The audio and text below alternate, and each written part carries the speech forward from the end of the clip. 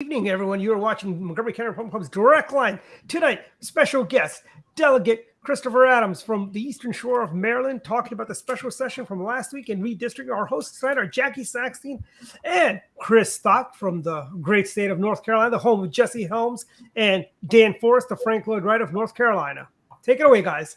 All right. Thank you, Dwight. Yes, as if we wouldn't want to give you something to keep your brain churning on Wednesday, you get to decide which Chris we're talking to at any given time for the next 45 minutes. But thank you guys both for joining me. So, of course, the hot topic, not just in gerrymandered Maryland, but all across the country right now, is redistricting. So I'm sure everyone wants to know, Delegate, what's going on from your perspective. I know that people have been following the unfortunate but not shocking votes going on during the special session and the inevitable lawsuits that are coming up. So you want to tell us a little bit about what's going on your end? Sure. Well, as Minority Whip, along with Jason Buckle, we watched firsthand how this process played out. And it's almost like it was scripted. You would expect the legislature to do their thing. That the governor for a very long time tried to pass legislation to create an independent commission, which is the right thing to do. Didn't get there, so here we go. He creates his own commission. They do a very good job, in my opinion, of creating an independent district map, Republican, Democrat, independent voices. Hundreds, if not thousands, of citizens engaged, as compared to the legislature that was very little interested in debate and input from the community. It was sort of a dichotomy of how to do things right, and then, of course, how in Maryland to do things wrong. And what's going to end up being, if you don't mind me just going right to the chase, anytime you go to court and leave it for a judge to decide what things should be or not be, didn't we fail? I mean, didn't the legislature fail? Because I feel like that's exactly what happened. We as a legislature are designed to resolve conflict, mediate differences, and all they had to do, all the majority party had to do was listen into our concerns, listen into the citizens who spoke very loudly through polling and otherwise to discuss the independent and the very reasonable nature of what a map should look like. So citizens can actually vote for their representatives and not allow politicians to do the same. And so here we are. I'm somewhat interested in seeing what a judge is going to do. I mean, I can tell you the Republican caucus chose not to put in like a super Republican map. We could have done that. And so the judges get to look at, two maps, the one that was gerrymandered to high heaven, and then one was drafted with Republican, Democrat, and independent voices. And wouldn't it be, sweet success if a judge comes to the right conclusion that the leadership of the legislature went the wrong path and that a course correction is needed. So instead of waxing poetic, I think I'll stop there and saying that what we thought was going to happen happened, and let's keep our fingers crossed that the courts are in the right posture to do what we hope they could do. Yeah, I mean, absolutely. The thoughts that have gone through my mind during this whole process is, one, I don't think anyone can look at the voter registration in Maryland and say, yeah, this is an 8-0 Democrat state, because it's not. And two is, how can any Democrat legislator with a straight face answer the question, can you please defend your partisan maps over a nonpartisan commission? Like, how do they answer that question? Well, I mean, I think they answered the question by saying that they did have a dynamic process, and I think that belies the reality. There was something interesting, and I think it gets to the point. In Baltimore City, that's lost population, they basically carved the city into 3 districts. It almost looks like a dinosaur. It's hard to explain what they did to this one district, but it kind of. Yeah, I think Dwight has the graphic of it he could put up with the. Well, if he could put that up, I mean, that might not be the pterodactyl or the. No, the Toy Story dinosaur. This is the toy. Yes. Okay, we see you. Then I actually got this from you guys, then, because I saw this. I think Lauren Oregon posted it, or that's where I first saw it. Okay, that's perfect. Well, is that any better than what we had before. So ultimately, what happens in Baltimore? Don't you think that over time, the way that they did Baltimore City, that you might have representatives for Baltimore City that don't actually live there? Because each of those three districts, congressional districts in Baltimore City, reach out into the rural parts of the state and to different areas. And I listen to Baltimore City representatives, applaud the map because it helps keep their voices. Well, that might be today, but congressional races are every 2 years.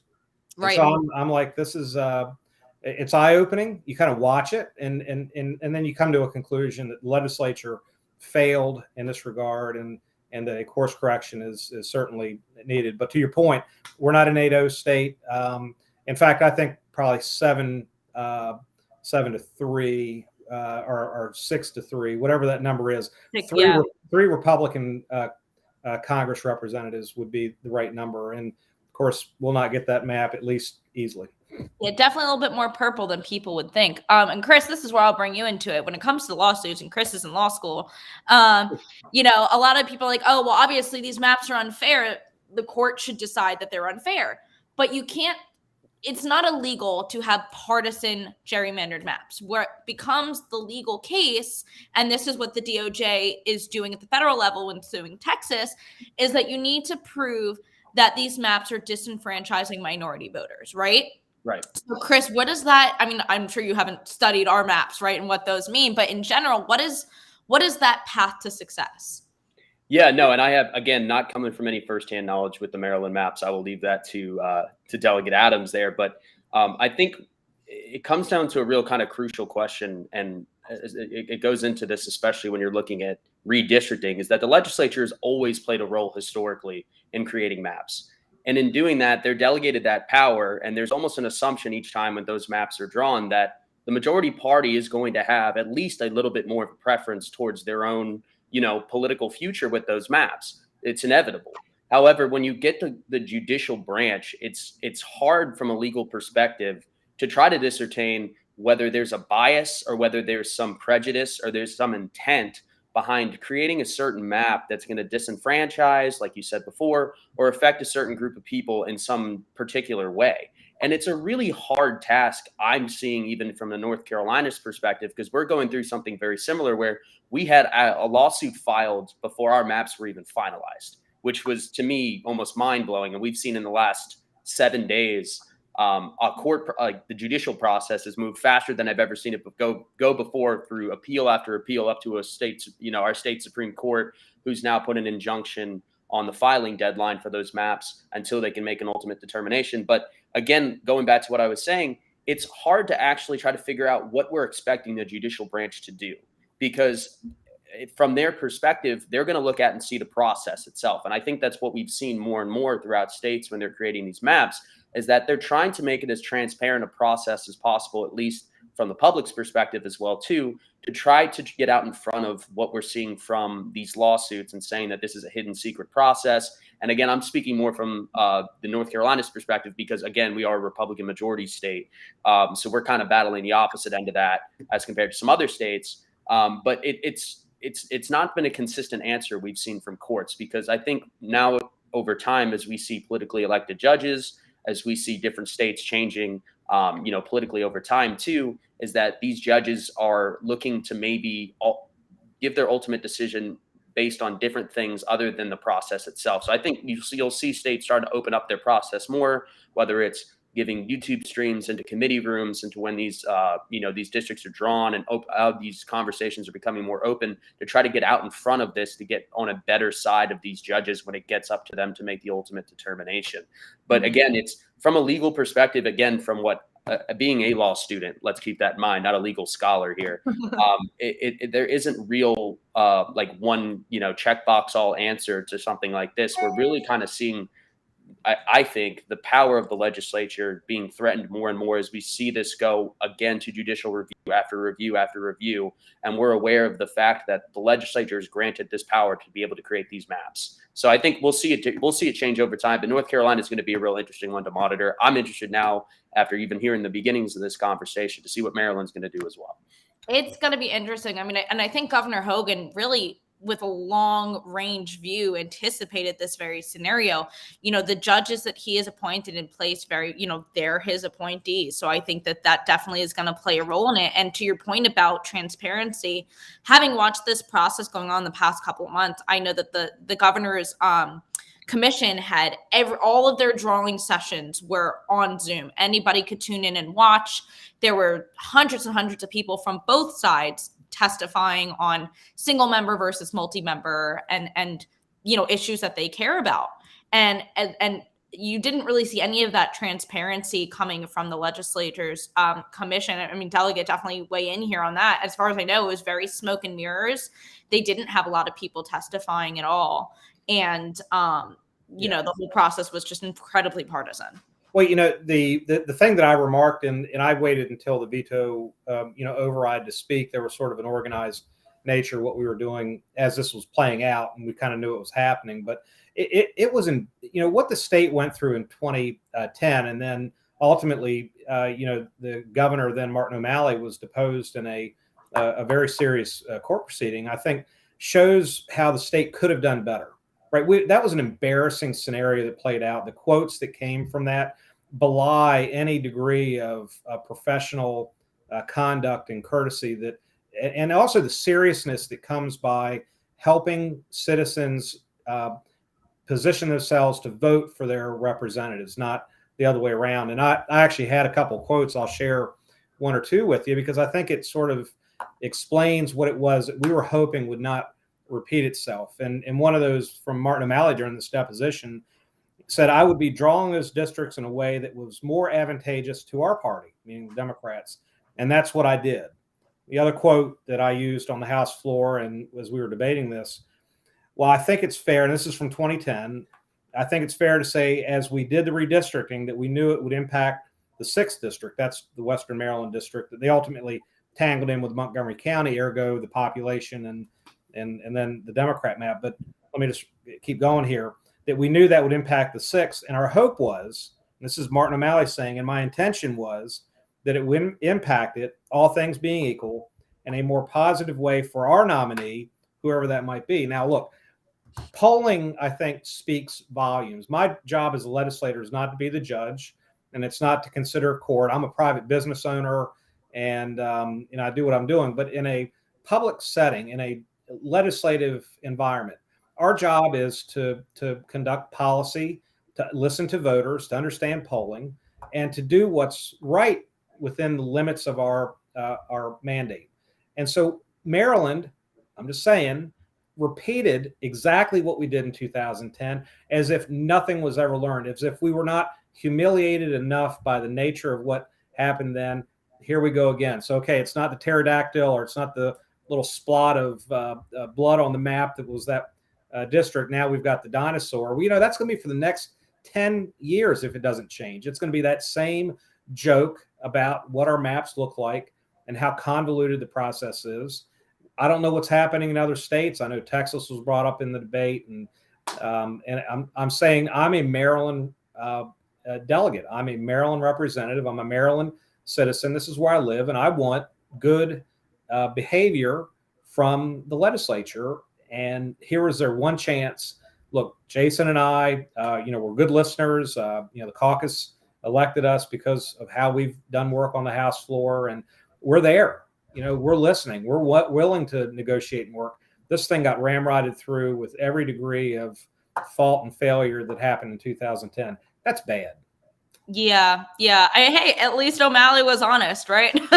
Well, he had to be being deposed. I mean, do you think anybody was being honest? Yeah. On the House floor when they were talking about how, this map is concise and it's representative. Well, okay. That's what our legislatures they tweet out their maps, guys. Look at our contiguous fair maps. I'm like, I'm sorry, what are you smoking exactly? Where can I get some, right?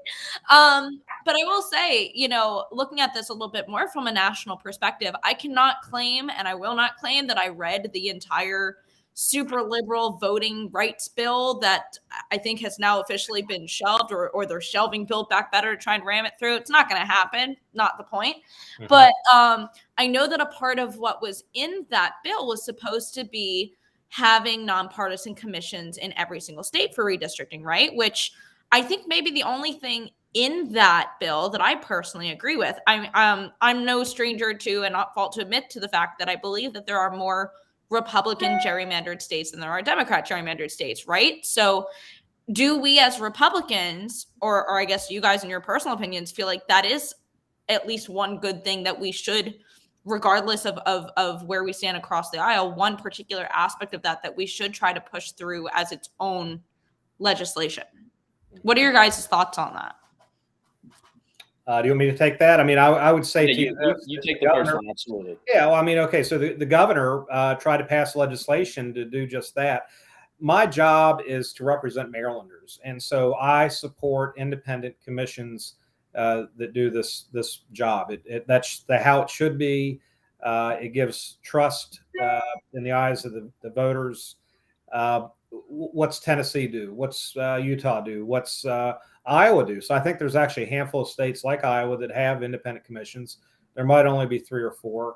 But I mean, if you're expecting every state to like unilaterally disarm when it comes to this sort of thing, I don't believe that that's necessarily going to happen. But if you're going to believe the rhetoric that the Democrats laid forward during this particular debate, and they did reference Texas, then follow through and be consistent. Yeah, that's all we're asking. Be morally consistent. Create good arguments, but don't ignore the elephant in the room. Right. I mean, we were there and we're talking about these things. And look, I'll stop there. I mean, I think that you ask a compelling question that it does speak to the gridlock that happens in our country on so many of these issues. Yeah, I mean, I don't necessarily disagree. I think when you look at it from a national perspective, like the delegate said before, I mean, it's not a simple fix. I don't think there's a one size fix to this issue on every state. I think independent commissions can definitely have their benefits, and I think one of the more positives I've seen, and again, we don't have one here in North Carolina at this moment, but it builds public trust, and I think you touched on that a second ago. I think that's really important when you have a duty that's assigned to an elected body like a legislature. I think it's important that the public understands what's going on and that their thoughts are reflected within that process itself. And if you have a process that doesn't reflect that, and that folks that aren't involved in that process aren't aware of how it's going on or why certain things are being done, and if they feel in any way, shape, or form that there's other meanings behind these decisions that they're not aware of, that trust is gone. And sometimes an independent commission, like I said, can be a way to fix that. But I don't think there's a one size fits all. I think each state can determine itself how it's going to do it. I think that's going to be the best fit. But I do think at the same time, too, the legislatures are going to draw their maps, and the majority party within that legislature is likely, again, going to have their preference on how they draw the maps. But we as the people have to make sure that we push in each state, wherever it may be, have to be able to we push for a process that's transparent, and we're aware of why those decisions are being made. And if something like an independent commission can do that, then I think folks should be all for something like that. But I do think it's not a universal fix. I think it's something that, each state's going to have to create on its own to make sure that, again, there's transparency, but, we have the ability to figure out why decisions are being made, who's making those decisions, and affecting change if need be. So if you don't mind me, let me add to that. It's not like Maryland is like middle of the road when it came to gerrymandering. I mean, Maryland flunked whatever the test was, or whatever the Princeton project. Well, okay, so but it's not just that. Maryland in 2010 was I mean, we were in. It's just embarrassing, and we doubled down on that. So when we talk about Republican states that do the same thing, well, do I think that we have other states that do it as bad on the Republican side as the Democrats did in Maryland? No, I think Maryland took the cake. Part of it is because Maryland is not straight lines and contiguous sort of blocks like a state like Utah. I just use that by way of example. So I know that part of the challenge you run into is that our state has some unique topography, and you're trying to follow lines that are rivers and obviously the Chesapeake Bay. So you're carving around areas, but that doesn't change the essential component of what redistricting should be. It needs to meet some standard criteria for which, if this was done in other states, there would be, and I assume this is what North Carolina is dealing with. I mean, you're going to have complaints, but not these kind of complaints. These are complaints of I'm embarrassed. I'm disappointed. Am I mad? I mean, we had caucus members that were like they were overly colorful, in my opinion, on the House floor. But do you blame them? I mean, at the end of the day, are you mad? I'm not mad. I'm just disappointed because we had a shot in Maryland to do a certain thing and had the voters look back and say, you know what, Republican or Democrat, this year they fixed the mess from 2010. And like spoken like a parent, right? I'm not Yeah, mad. I was going to say, mad, not disappointed. That just cuts even deeper. No, I mean, but I think before we move on real quick, I mean, I just think we always have to kind of understand too, like, what is the definition of gerrymandering? Like, what is the standard that we set that we think is above it, that it gets into this malicious, word that we call gerrymandering? Because in North Carolina, like for 100 years, we were run by Democrats, and those maps were drawn in a way, and I think we're pulling it up here, that it was almost absurd in some sense 100 years ago, 80 years ago, as to how some of these maps were drawn to maintain a certain political power and partisanship throughout the state. And as we've seen over time, I mean, if we want to try to define what the word gerrymandering is, the process has gotten more transparent. It's gotten more public input. It's had more set criteria that the legislature has to meet in order to finalize an entire map. So it's like, well, are we going to call that gerrymandering like we would 80 years ago? Because those parameters and features didn't exist. So it's kind of like you say, if you want to take at it and look at it for a state by state approach, like if you're in a state that if you believe you should be disappointed in Maryland, then, absolutely. But like in North Carolina, I mean, I think we should be proud more that where we're going with these maps drawing and how, certain criteria are being met and what we're trying to do to change things from what we've seen in the past. But unfortunately, we see the opposing party just, screaming the word gerrymandering, I think, without really much of a definition and kind of an empty word. Well, yeah. And Chris, I want to touch on a point you made earlier, and that's about that idea of trust. And, when I think about that idea of the legislature drawing their own maps, nothing comes to my mind more than the word conflict of interest, right? It's, well, I want to keep my friends and myself safe, so I'm going to draw these maps so I can keep my seat and my friends can keep their seats. So, at least that's how I think about it is why are you letting the people who have the most to gain by rigging the system draw the maps? Yeah, I mean, we saw even as much as here, and I'm not going to name names, but when you have an open public process in a committee room that has a live YouTube stream, I mean, you see what's going on in the room, you hear hot microphones, and you see discussions that are being had among members, some of them voting members on these committees and some that are helping draw it. But when you see members that are double bunked, it'll be quite, kind of funny to see some of those members go ahead and having conversations with some other people to make sure they don't get double bunked with their friend for their election so they can keep their seat. And then once that map is finalized, they'll be the one with the microphone standing up on the Senate or House floor telling us about how gerrymandered our maps are, despite the fact that they swung their deal to make sure their seat's going to be held, regardless of the outcome. I mean, it's something that with a transparent process, and I think with some more public input, however that process may be, is something that you can maybe try to prevent or at least shed some light on so people are aware of that, rather than letting it be, the smoky back rooms where some of these things could possibly be done sometimes, regardless of the state. Yeah, and maybe this is my own cynicism, but I feel like at that point, because as we mentioned earlier, partisan gerrymandering is not illegal, right? Yeah. So they can be open and transparent saying, yeah, we're doing this to help ourselves, but it's as long as they're not saying, let's disenfranchise, the Jewish population in Pikesville or the black population of PG County, then it doesn't matter. Right.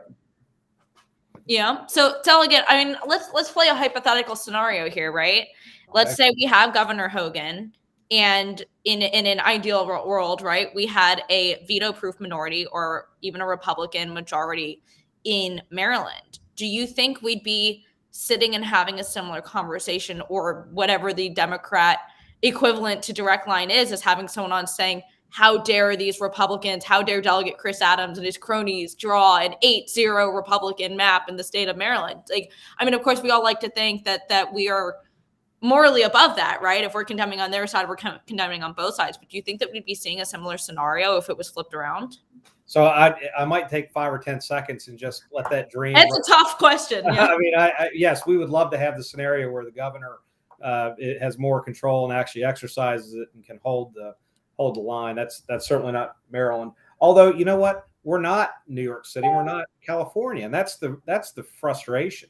I mean, I know I'm not answering your question directly, but what we're doing in Maryland is just, it's what you would expect from some of these states that just have no compunction for honest debate on these issues. And so, what happens? This is how we get bad legislation that's not reflective of the citizens that reside in the states. This is where you get rural versus urban issues. Jason and I talked a lot about that when we were running for the caucus leadership. Is that he's from Western Maryland, I'm from the Eastern Shore. We have while two different areas of the state on the opposite ends of the state, we have shared values, but these aren't always Republican Democrat issues. Those are urban rural issues. And so that when they draw maps like this, it just adds to the tension that can't be resolved through the legislature. Again, I keep going back to what's the job of the legislature is to resolve conflict. Well, if you create maps that don't allow for honest, reasonable dialogue between different districts, then what's the end result? At best, it's gridlock, but at worst, you get elected officials that feel drunk with power, because they are, and they run policy like they're completely incapable and or irresponsible for the thoughts of how this is going to affect other areas, the state. I'm saying that because I think it's important to reinforce the message here in Maryland that we're not so far gone. We are a middle temperament state that will not suffer these sort of indignities often. It's how Hogan got elected in 2014. We watched O'Malley run for 8 years, and we watched the legislature just run tax increase after tax increase after tax increase. And we did get lucky as a state that we had a Republican governor that could at least hold dialogue. It could, we did not have one party rule in the state, but that's the only thing that has saved us from further tax increases. And I'm talking about serious, burdensome regulations, is the fact that we're able to have that conversation. Well, wouldn't it be nice, honestly, if the legislature viewed their job in the same way? Well, it'll never happen if we don't have, and of course, I'm sitting here talking about my state, but these are the same flaws in Washington, D.C. It's these pendulums that swing back and forth very hard. You have these maps that create a Democrat majority. The Democrats make all these campaign promises because that's what you do to win a primary, and then you win the general election, you don't deliver, and so people get disenfranchised. They don't show up to vote, and or, okay, I'm going to vote for the opposite party, and that's how. And I think what'll happen with Republicans, we'll win, and we might win 30 to 50 seats this coming year. You know what? Hopefully, we will be in a position where at a national level we can govern. It's very hard to do, though, that when you have these us versus them conversations. A map like what we passed in Maryland just adds to that frustration. They went after, look, the first congressional district, that's Andy Harris, that's our sole Republican congressman. Their aim was to go after Andy. And so when they take a map, and they don't have anything like this in North Carolina, but literally when they take the Eastern Shore map, and then you drive over the Chesapeake Bay on into the Western Shore, so to speak, and you include Annapolis in the first congressional district. Look, I have no problem with Annapolis. I think it's a great city. But immediately when they pass that map, that is the largest municipality in the first congressional district. We are a rural part of the state. Our values are not necessarily the same as those who live and work in Annapolis. Easton, Cambridge, Salisbury, these are our largest municipalities, but they're very small, and we have different issues. So what's going to happen when we continue these conversations where all of a sudden Annapolis, with its dense population, might well, and I don't think it'll happen this term, Andy Harris is strong, it's a Republican year coming up, and so all these things, but at some point in the future, you can imagine a Democrat from Annapolis being able to win one of these races. Well, that's offensive. It's offensive because that's not what redistricting is about. Right. And I listened to some of the testimony. Well, Jason and I were on the committee hearing the bill, and they spent a lot of time sugarcoating this crazy kind of, we're going to go over the Chesapeake Bay in order to connect the dots with Eastern Shore and Western Shore in a way that is concise and compact. And come on. It's just bad. They went after Andy Harris. If they were being deposed in a court proceeding as opposed to being on the House floor or the Senate floor, they would have had to have said, we did that because we wanted to take a shot against Andy Harris. You know what? It's. So I have one more question about the redistricting process in particular, and then I want to talk about some of the other things that came up during the special session in particular. But so Governor Hogan over the past, I guess it's been about a week or so now, has been, since the Texas lawsuit was filed by the DOJ, calling on the Biden administration to add Maryland to that lawsuit. I mean, I think all of us on this stream are aware of what the answer probably is, but do you think there's any chance that happens? I mean, no. And actually, I can talk for 5 or 6 minutes on it, but the answer is no, and it's for all the reasons we talked about. Nationally, Washington's broken. I mean, it's broken. You're calling this a Department of Justice, and yet we're going to treat one scenario differently than another. Well, yes, because it's Washington, and that's what's sad about it. And I'll leave it there because I'll get frustrated talking about it. And, yeah, I mean, it further proves. Biden comes in, I'm going to unite the country. I'm representing Republicans and Democrats. Well, if you really were doing that, then you would have sued Texas and Maryland at the same dang time. I mean, Chris, anything you want to add into that part? No, I mean, it is frustrating, obviously, and I agree with that. I think what I've seen, at least from my perspective, is you've kind of seen the Justice Department as a whole be kind of used more as a weapon rather than a remedy. And I think that's concerning. And I think it's regardless of whether we want to say it's a Republican or a Democrat in the executive, but we know when the Justice Department has the ability that it has, and we understand the government has the unlimited resources that it has, when you really use the Justice Department as a weapon, as we see, there's really nothing to fight it. And we're kind of at its mercy.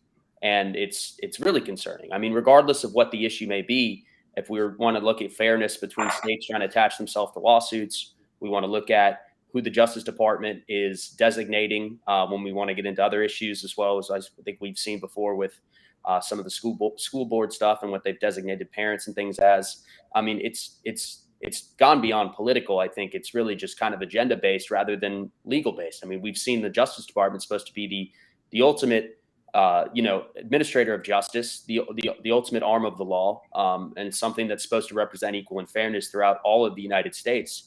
And when we see that Justice Department at a federal level used as what it's been used as, it's concerning from the downward effect as we see throughout states. And you see states now trying to kind of get out in front and trying to fight some of that.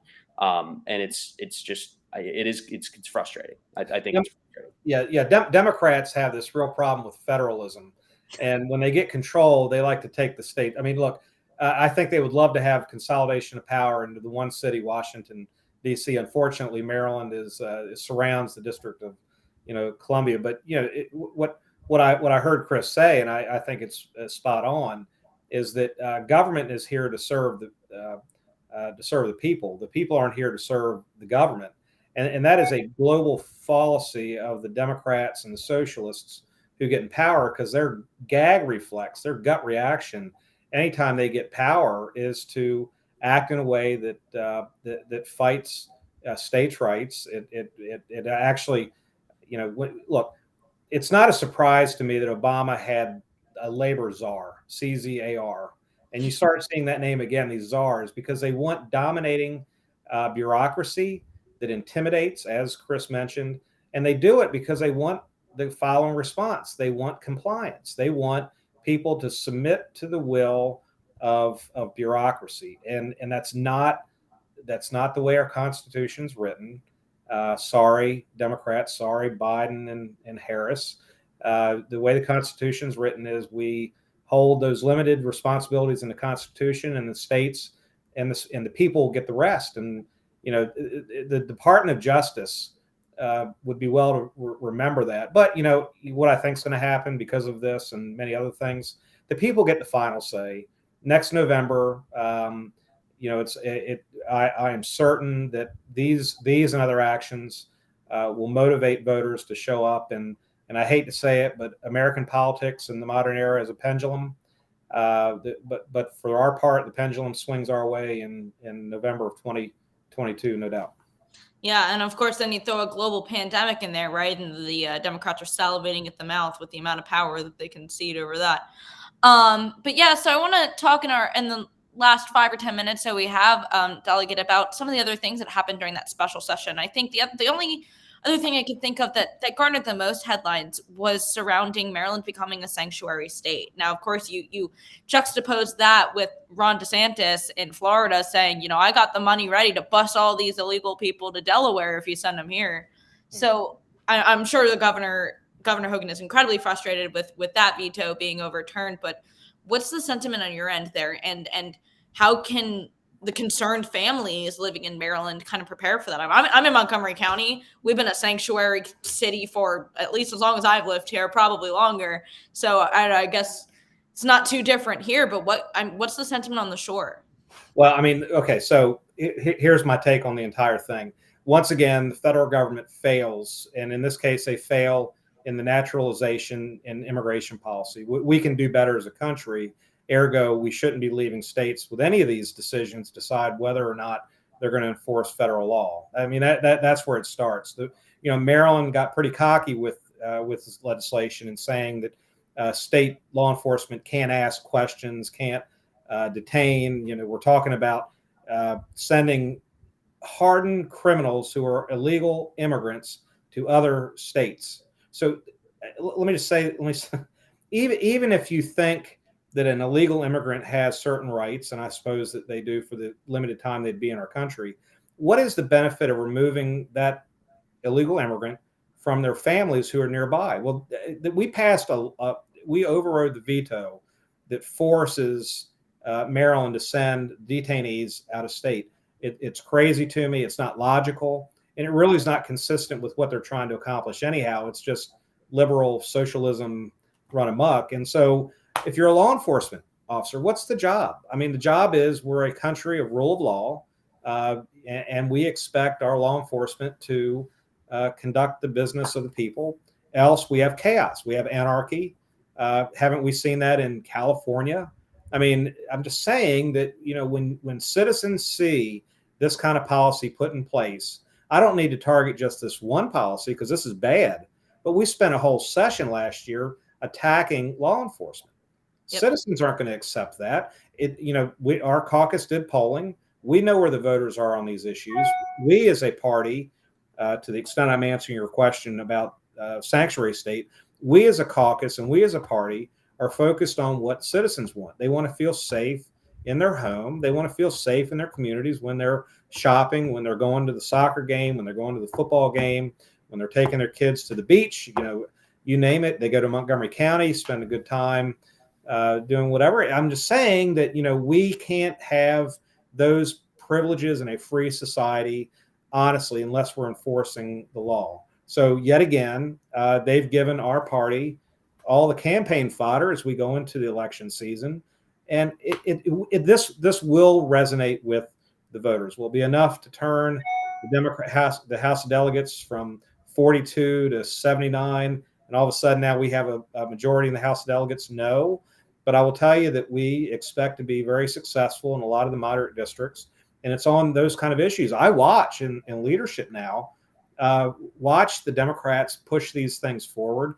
And I'm just looking at their faces. Some of their members have to be like, really? We're going to push this issue? Nobody wants to be the Joe Manchin, right? Well, in Maryland, it's tough. Virginia is different. But yes, good point. Yeah, I mean, you can use Montgomery County as a cautionary tale. Our carjackings and our violence and our crime is through the roof. And Will Joando's statement on carjackings, well, if you locked your car, they wouldn't steal it. I'm like, no, I think if they wanted to steal it. But yeah, Chris, while the delegate was talking, I saw the gears turning in your head as you were processing that.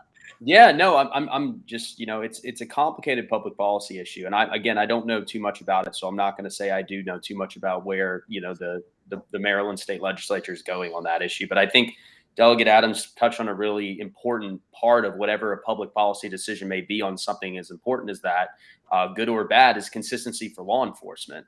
And I think whenever you're trying to affect public policy on a sensitive issue like that, you have to make things clear for a law enforcement officer or law enforcement in general. I mean, there can't be too much of a gray area coming from a directive from the legislature on anything as complicated as that. I mean, law enforcement officers as a whole, without getting into, going down that rabbit hole, as we all know, with the risks they take every day. I mean, there has to be a simple and concise way for them to do their job, to understand every day, rain or shine, Monday through Friday. It doesn't matter the hours, that there's this consistent protocol and things in place, and A means A and B means B, and that equals C. I mean, and there's really no other simple way to do that. I mean, by throwing something else into it where we're going to decide whether or not we aren't going to follow federal law, whether we're going to decide to put people in place A or place B, it makes their lives more difficult. And again, I think you said it before, Delegate Adams, is that what's the public policy outcome going to be? What are we hoping to accomplish? And if there's no consistent message, there's no consistent application, then I don't think we're going to accomplish anything consistently, as well. So I think it's just something to keep in mind with something like that. I mean, again, I was thinking about it. I'm like, there's no real clear answer here, and I don't want to talk into the specifics of something I don't know. But from a 3,000 foot level, I mean, on a topic like that, you really have to first and foremost be like, well, how are we going to do this, and how are we going to consistently do this, and why are we doing it? And I think those are just critical things to keep in mind. Well, I'll ask you this then, because what I kept hearing you both say is that this goes against the enforcement of federal law. So isn't that the kind of thing that gets brought to the Supreme Court, or can be escalated up to the Supreme Court? Or am I totally off? Well, I mean, so the way this works is, if you're in a state like Maryland and we stopped enforcing the law, at what point do citizens, I mean, because the citizens are going to rise up and force change. I mean, that's the right way to go about it. Whether or not it's illegal to enforce federal law, well, you got, first off, as we mentioned before, you have to have the right Department of Justice to actually go about that. There's another element to this, and I won't take much time on this short story, but I've been to Florida quite a bit. My wife and I traveled down to the Keys, and we stopped in Miami and spent some time in Little Havana. I was amazed by the number of people in Florida who are immigrants, who are here and are naturalized citizens, who, look, there's a reason why Florida votes Republican. It's not because of things that you might think, because the Democrats say it. It's because that's a diverse state who respects naturalization. And frankly, for those folks that escaped Cuba, I mean, there were a series of compelling stories about why people come to America and why our country should receive it. Our party, the Republican Party, has the right message on this. I mean, it's not the message of stop enforcing, tear the walls down, open borders. These aren't the things that citizens want. And it's really not the reason why people come to our country to begin with. They come because we're a sovereign nation that has something to add and gives people a chance to live in a free and civil, and I do mean a civil society. They leave Mexico because they want to come to a place where there's opportunity and they're not fearing for their lives. And like every time the Democrats pass bills like this that go against the grain, Florida's different than Maryland. But I'm just saying, coming back to Maryland, what are the things that matter to the citizens? We want to not repeat what's happening in California. That's it. We want a place where we feel comfortable and safe, and we're not at risk of our families getting hurt. It's as simple as that. That's actually not hard public policy to implement, but for some reason, Democrats get tangled in twisted knots for political gain. And in this one, I think they lose. Oh, yeah. I mean, that's the kind of thing you knock on someone's door when you're door knocking for a candidate. Hi, do you like living in a safe neighborhood? I mean, there's no one's going to say no. Well, Jackie, real quick. I mean, to answer your question, hypothetically, would you be able to challenge it up to the Supreme Court? Sure. If you're hoping for an expedited answer and to hopefully get somewhere with something, it's probably not something you really want to do. And knowing how the Supreme Court likely operates in issues like this, it's going to be a separation of powers issue. You're going to run through issues of, well, whether the legislature can tell the executive branch whether or not they can enforce something or how they can enforce it. So the best remedy is, well, what that remedy is going to be is to get the people that aren't enforcing something out of the ability to make the decision whether or not they want to enforce it. And I think that's pretty much it. Yeah. Well, we are coming up on the end of the show, the nice part of the show where everyone gets to plug whatever they want to plug. Chris, we'll start with you. I know you're in North Carolina, but I don't know, maybe you're starting your own blog or something. What do you got? No, Jackie, I don't think I need to add any more onto my to-do list here. Thankful for finishing up another semester and got another one coming up. So I'm going to be taking a little bit of a break and catching up with some family, and I'm hoping everybody else does the same. So nothing real new on the horizon. Just hoping for a little bit of downtime, like I said, with friends and family, and wishing everybody a happy holidays and a Merry Christmas. And hopefully we'll be back over here to some more weather and warmer weather in North Carolina. It's getting pretty cold, and we don't do too well with that down here.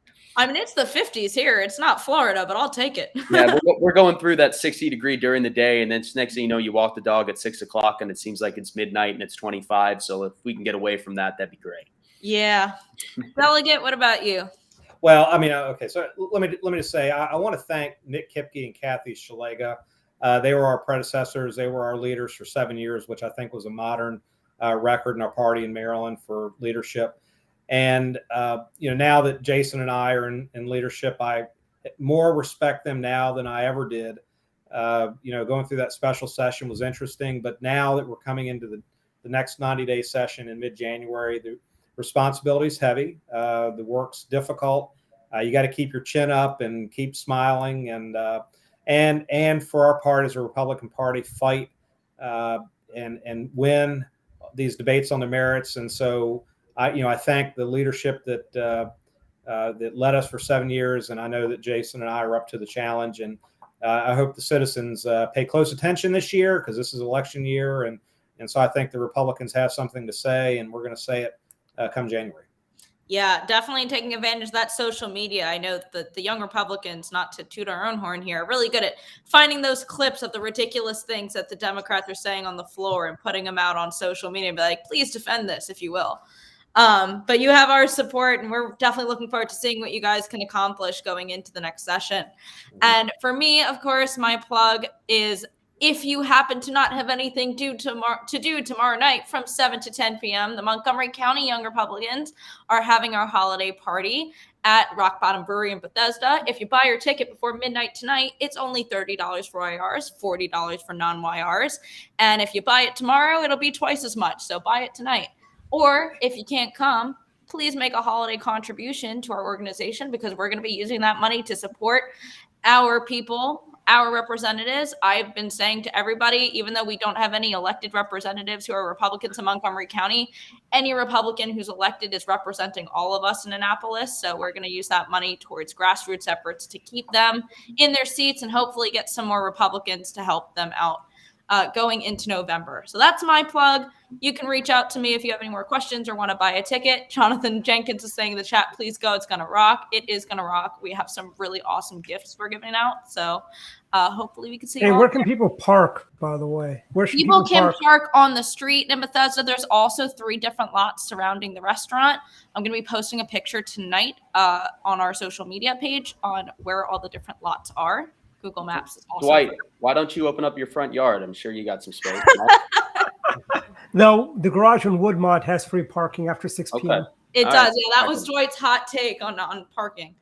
But yes, so it's going to be a great time. And from the resident Jew on the call, Merry Christmas, everybody. I will be watching Curb Your Enthusiasm in my pajamas, as you do. And thank you, everyone, for watching. We will be back. I don't know if we're doing a show next week, Dwight, before Christmas. I think we are. We are. So we'll be back. Watch with your family. Watch with your Democrat family. Maybe teach them a thing or two. We'll see you next week, everybody.